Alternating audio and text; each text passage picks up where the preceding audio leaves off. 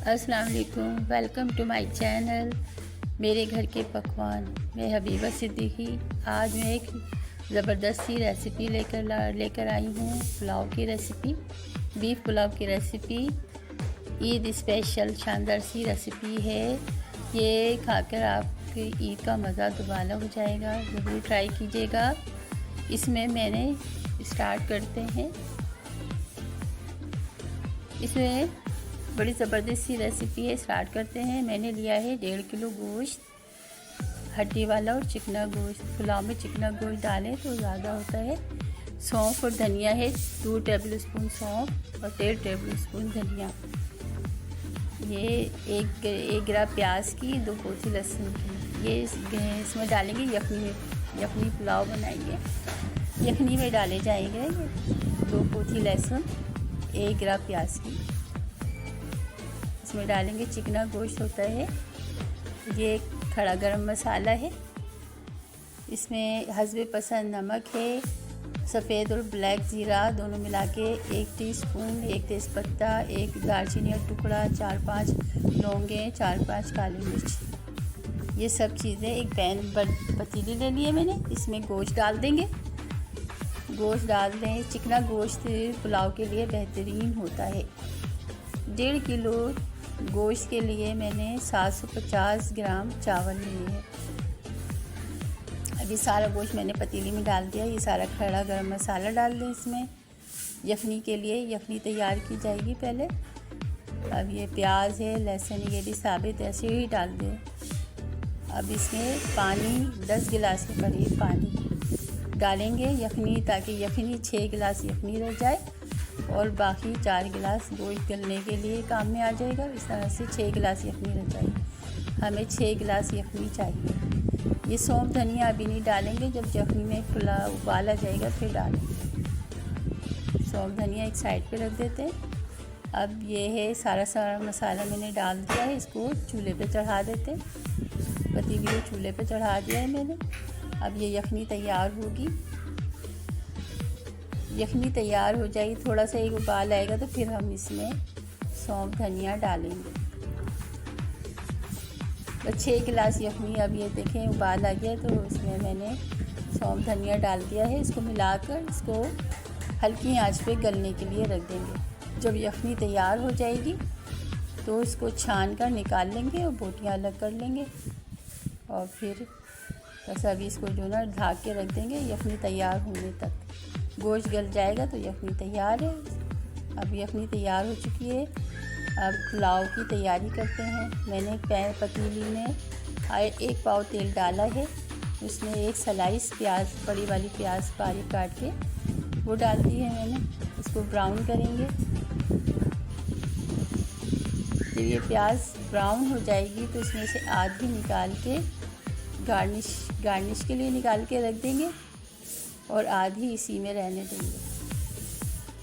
सुनहरा करना है इसे। बड़े मज़े का पुलाव होता है। आप इस तरह से बनाएं, ट्राई कीजिएगा। अब ये देखें आधी मैंने प्याज निकाल ली, आधी है। अब इसमें खड़ा गरम मसाला मैंने डाला है।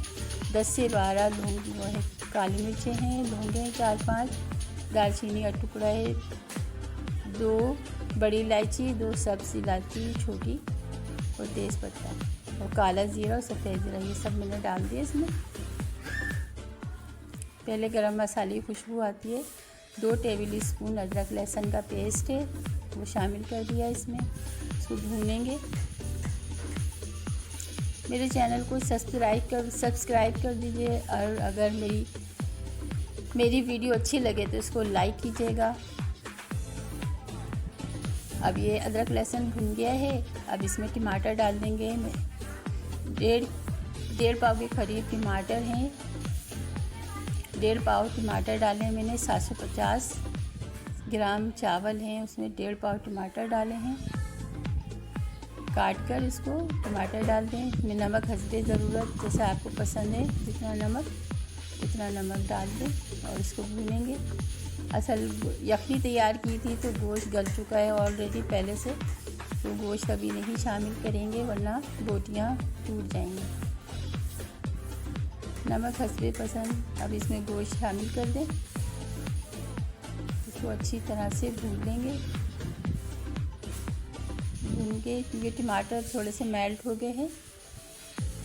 अब इसमें ये तेज बादियान का फूल डाला है। ये परचून की दुकान पे आसानी से मिल जाता है। एक बादियान का फूल डाल दीजिए।